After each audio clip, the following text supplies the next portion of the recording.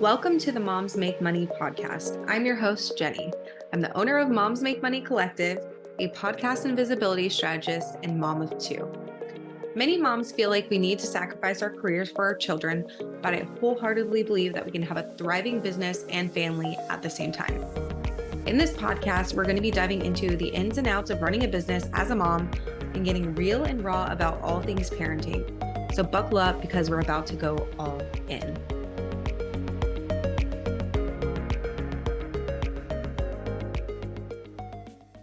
Hey there, welcome back to the Moms Make Money podcast. I am so happy to have you here.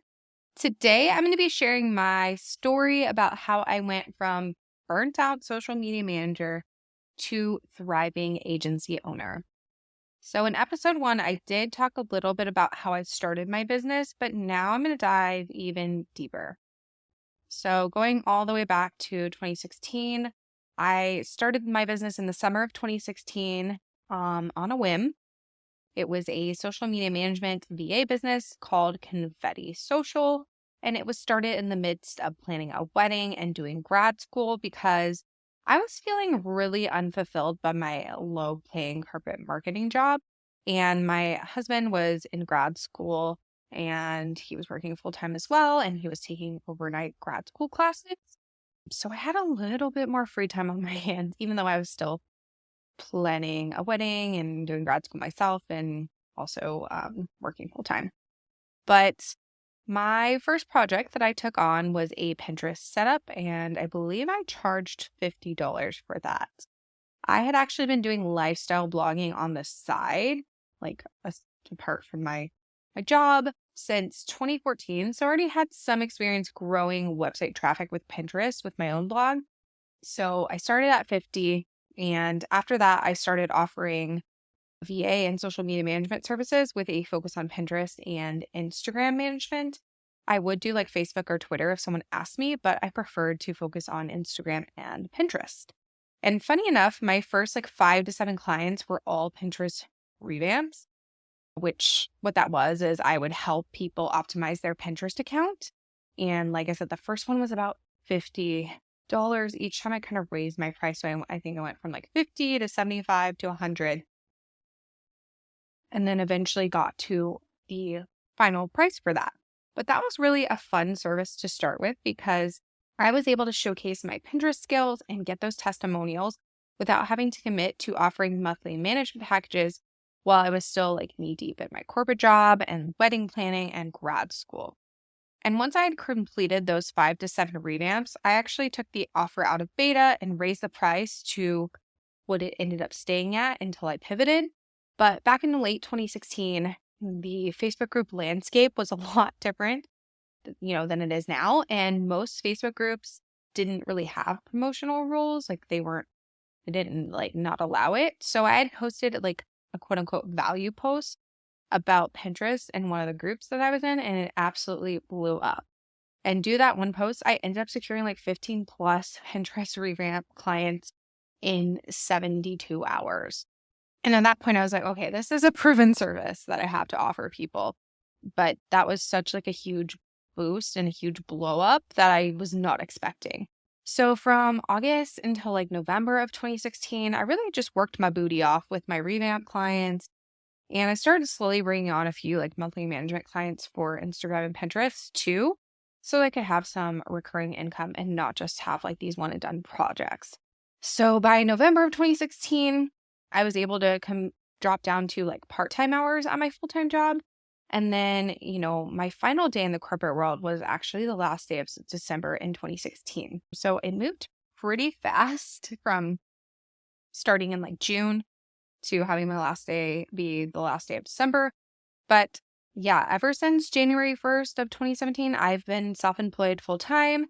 And not going to lie, it has certainly been quite the journey because, as I'm sure you can tell, I'm not still offering social media management and VA services like I was when I started. So there's been a lot of pivots and changes since I started. So everything was really going fine, and I had some great clients back in, 2017, 2018, but I still didn't feel like social media management was really the be all end all for me. And I wanted something that was a lot more flexible since I knew at that point I wanted to have kids in the future. And I felt like social media was just not going to be as flexible as I initially thought. Obviously, more flexible than a corporate job, of course. But I just was like, there must be something that's more flexible that I can do and still be a service provider. So in January of 2018, I started my own podcast for funsies. And it was then called the Savvy Social Hour podcast. And I absolutely just began to fall in love with the medium of podcasting. I ended up doing everything for my own podcast except for the audio editing. And I got a really, really, really solid process down. And I just really loved it.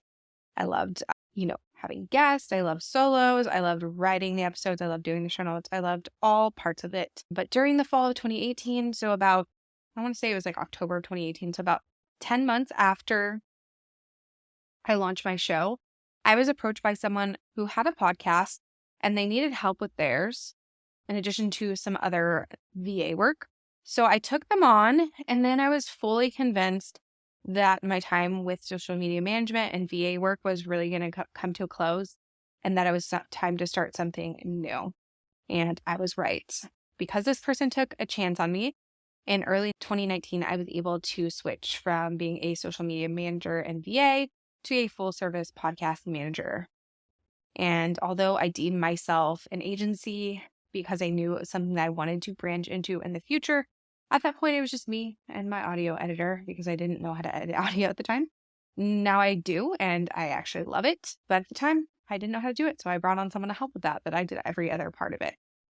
I did still keep on my social media management and VA clients for a while until I had enough podcast clients to pay the bills. And then I slowly phased out my clientele for the, VA/social media management work one by one until all I had left were the podcast clients. So 2019 was all about building visibility as a podcast manager and really becoming the go-to in the podcasting space. I was so passionate about podcasting. I really think that showed in how I was showing up and marketing myself online. I just really loved it. I still do. I'm still extremely passionate about it. But at that time, I was just like going all in. Are you craving a community of work from home moms who just get it? Then look no further than the free Moms Make Money Collective Facebook group. Head to momsmakemoneycollective.com/group and join today. I can't wait to see you inside. Okay, back to the episode. But another big thing happened at the end of 2019, and that was that my husband and I found out that I was pregnant and due June of 2020. So my dreams of turning my business into a full-blown agency were going to happen a whole lot quicker than I was expecting. So after taking off a week to get my stuff together and, put my big girl pants on, I fully mapped out my upcoming plans with how I was going to grow my agency, what I was going to do for maternity leave, and more so that there would be no questions once my son arrived in June. So I was doing that for several months, and by April of 2020, my team of just me and my audio editor turned into me, my audio editor, a temporary OBM, which stands for Online Business Manager, for while I was out on maternity leave, and then 2 podcast VAs who handled the show notes, the graphic creation, the uploading, like guest emails and things like that. And having the support from my clients allowed me to take a 3-month maternity leave and really truly soak up my time with my newborn instead of stressing out about business and feeling like I had to return back to assisting my clients like super quickly after giving birth. So I gave myself that 3-month period, and I came back from maternity leave in September of 2020. And I knew that I didn't want to go back to doing all the things that I was before. And I didn't have the time, frankly. So I fully embraced the CEO role and let my podcast VAs continue supporting our clients and obviously my editor while I focus on growing agency. By November of 2020, one of our original podcast VAs left us and moved on to do other things. So then it was just me, my audio editor, and then one podcast VA for a while. We continued to bring in more clients month after month. But then in April of 2021, I experienced like a huge surge of clients that caused us to double our team and go from 3, including myself, to 6 team members. At that time, we brought on a show notes writer, a graphic designer, and also a social media manager. And then a month or so later, we brought on someone for PR outreach, bringing our team to a total of 7, including me. And then September of 21 happened. We had another surge of clients and brought on another new audio editor. So we really went from 3 team members at the start of 2021 to now 8 team members in 2023, with 2 currently being on maternity leave. And then my own maternity leave will be starting in just under 3 months. I'm now working less hours than ever before as my son is in daycare. So I do typically work around 25 hours per week or less because I do get that help, but I still don't work anywhere near the amount of time that I did before I became a mom. Because before I became a mom, I worked at least 40 hours a week, but usually more realistically like 50 to 60 hours per week before having my son. And soon enough, I will have to adjust those hours even more and, drop down to probably 15 hours a week for a while because I'll have a new baby at home with me for at least, the next 6 months starting in November, maybe even longer than 6 months. My son was home with me for an entire year. But honestly, I could not continue to grow this business if I didn't go the agency route because I would have very quickly hit a cap on my time after my son was born. So I'm very thankful for my amazing team that really helps me with the day-to-day work so that I can focus on the big picture strategy for our clients and also making sure that they are just fulfilled and happy with, what they're getting from our team. So when it comes to going from like solopreneur to agency owner, I always recommend going into it solo and then expanding as you grow because you want to make sure that you're bringing in enough income to support both yourself and your team. There's really nothing worse than having a team and not being able to afford to pay them or not having enough work for them to do. So they're sitting around doing nothing. So I just kind of want to share my story with you guys because it's been a long time. I'm coming up on 18, 19, 20, 21, 22, 23, 2024. I will be coming up on 8 years of business full time, which is really crazy. But everyone's business journey looks different. I'm now in my 7th year in business, going on my 8th year. So my quote unquote success really didn't happen overnight. In fact, I'm really still working to define my own version of success, and that's completely okay. You don't need to have it all figured out. And we also don't need to all be making 10K plus months right out the gate. And if you don't even want to make 10K months at all, that's fine too. If you're shooting for 3K or 5K, because that's all you need to be able to stay home with your kids and support your family a little bit, that's totally okay. Do what feels right for you and you'll be so much happier that way instead of striving to do what everyone else is doing.